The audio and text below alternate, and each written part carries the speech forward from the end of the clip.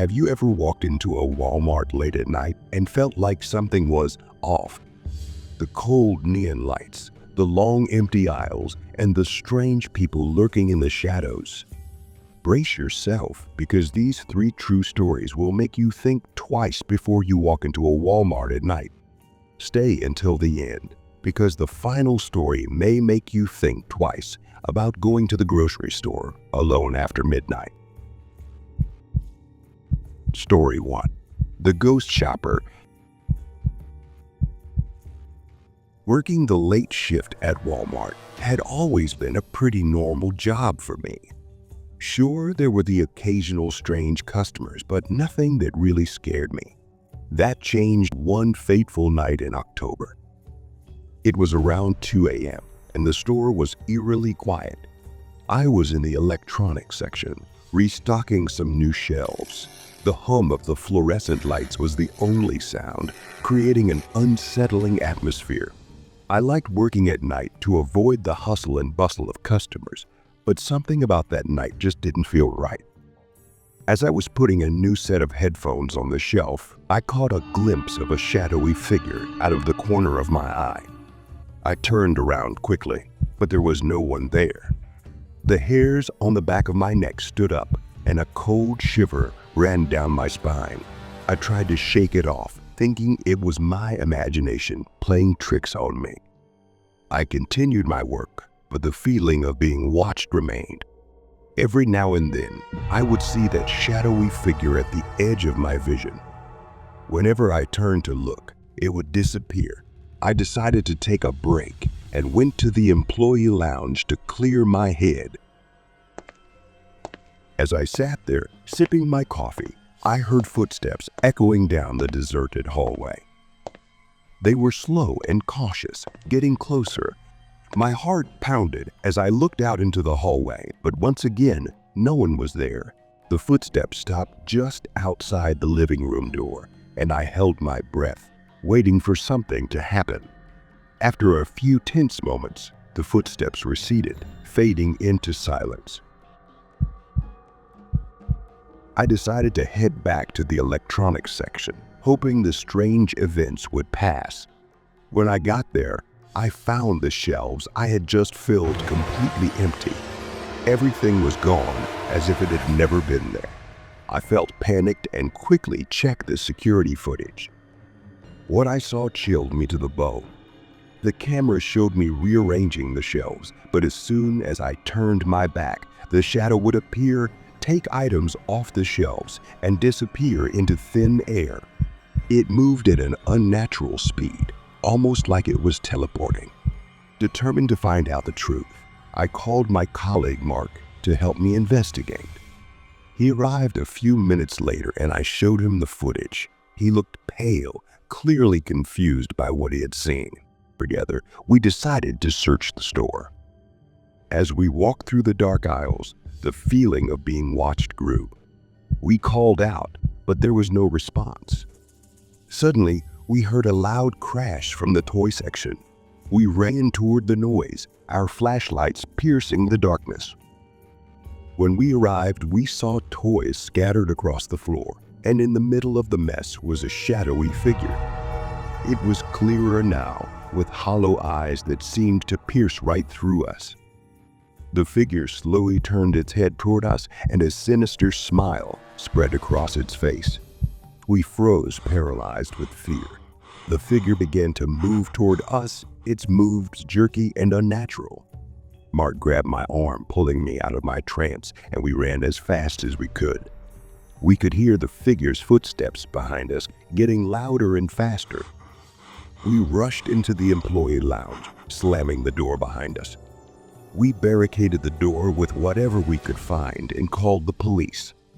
The footsteps stopped outside the door, followed by a low, sinister laugh that sent a chill down our spine. The police arrived shortly after, but when they searched the store, the figure was nowhere to be found. The security footage had been inexplicably deleted, and all the missing items had been returned to the shelves. The cops thought it was a prank or a mechanical problem, but Mark and I knew better. After that night, I couldn't work the late shift anymore. The fear of seeing that shadowy figure again was too much to bear. I moved to the day shift, but the memory of that night still haunted me. Sometimes when I was in the store, I could still feel those empty eyes watching me from the darkness. Story 2. Samantha Stalker.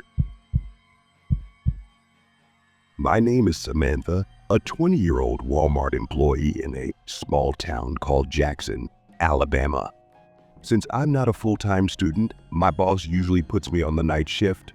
Back when stores were open 24 hours, this meant working from 10 to 7 a.m. On this particular night, it was my turn to work the lonely hours stocking shelves in the eerily quiet store. It was around 11:30 p.m. when a customer approached me in the men's section. He asked if we had a particular pair of pants in a different size. I apologized and told him that whatever was on the rack was all we had. He thanked me and walked away, and I continued folding my pants. I made awkward eye contact with him as he put the pants back on the rack, but I didn't think anything of it. As the night wore on, the store became increasingly deserted. By 1 a.m., it felt like a ghost town. I moved to the home goods section, pacing back and forth to restock. During one of these trips, I noticed someone watching me through the side aisle. The person quickly looked away when they realized I had noticed them, but there was something in their eyes that seemed familiar. It was the previous customer. I felt uneasy. How could this man still be in the store after 2 hours without taking anything? I decided to avoid the home goods section and headed to the grocery section, hoping to shake off the unease. I went into the dairy refrigerator to stock up on milk and yogurt, a task that required checking the expiration date. The hum of the refrigerator was almost comforting, drowning out my thoughts. Suddenly, the door to the dairy refrigerator swung open. I looked through the gap between the boxes and saw the same man. Panic set in. I hid behind a large egg carton, the noise of the refrigerator drowning out any sounds I made. I couldn't believe he had followed me into the employee-only area. My heart was pounding as I crouched there, hoping he would leave. The minutes felt like hours. Just as I was starting to think he had left, I looked up and screamed. The man was standing right on the carton, smiling at me. His smile disappeared as I screamed, and he tried to put his hand over my mouth to muffle my screams. In a desperate move, I shoved the egg carton at him. As he stumbled back, I ran past him, my only thought being to get help. I found another warehouse worker named Bob and told him what happened. Before we could do anything, the man approached us and said he was from the company, saying he was checking out the store. Bob seemed to believe him, but I was skeptical. The man ordered me to finish loading the equipment area and quickly left. When I called his name, he just said Tom and disappeared. The next day, I called my manager, Margaret, and asked if there had been a company visit.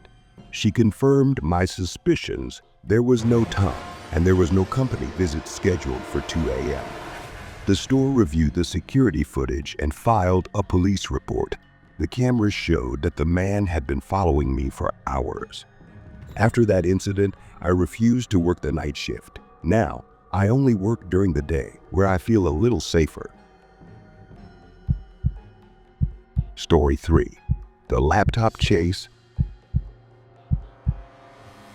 It was the Thursday before Black Friday, and my Walmart was open later than usual to prepare for the upcoming sales. I went there around 11 p.m. looking for a new laptop.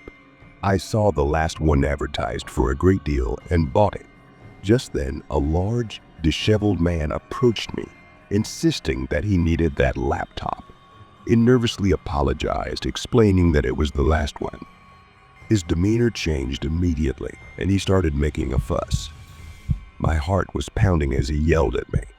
I quickly walked away, clutching my laptop, and got in line to pay. Other customers tried to calm me down, telling me that the man was just a crazy. I paid for the laptop and headed home, relieved to be away from the chaos. My family was asleep when I got home, so I decided to set up my new laptop by the pool. As I sat outside, the motion sensor light on the side of the house turned on. I went to check, expecting to see an animal, but nothing. Feeling uneasy, I went back inside, locked the door, and continued setting up my laptop in the living room. Suddenly, my car alarm blared. I looked outside and saw an unfamiliar car parked in front of the house. In our gated community, this was unusual. I grabbed my keys and went out onto the porch, turning off the alarm. That's when I saw him, the man from Walmart, sitting in the car. I quickly went back inside and locked the door. I woke my mom up, telling her there was someone outside. She looked through the peephole and gasped. The man was now on our front steps trying to open the door. My mom called the police while my sister started to panic. The man pounded on the door, then stopped abruptly. Silence, except for my mother's voice on the phone. A loud crash came from the study. The man had smashed a window. My mother and sister screamed, and I told them to run upstairs. I locked the study door and waited, preparing for the worst. A few minutes later, police sirens blared outside. The officers arrived quickly, finding the man hiding behind our sofa. They arrested him as he yelled threats at me. The police told us the man seemed unstable and might be on drugs. They assured us he wouldn't bother us again, but I couldn't shake the fear. The image of his face, first at Walmart and then at our house, haunted me. It was a chilling reminder that some of the most dangerous people can be found in the most ordinary places. If you're drawn to true scary stories that leave you shivering, you've found your new favorite channel. Here we delve into the most terrifying real-life events, from ghostly encounters to unsolved mysteries that defy explanation. But be subscribing. You'll never miss an episode of the creepy content we carefully curate for our audience.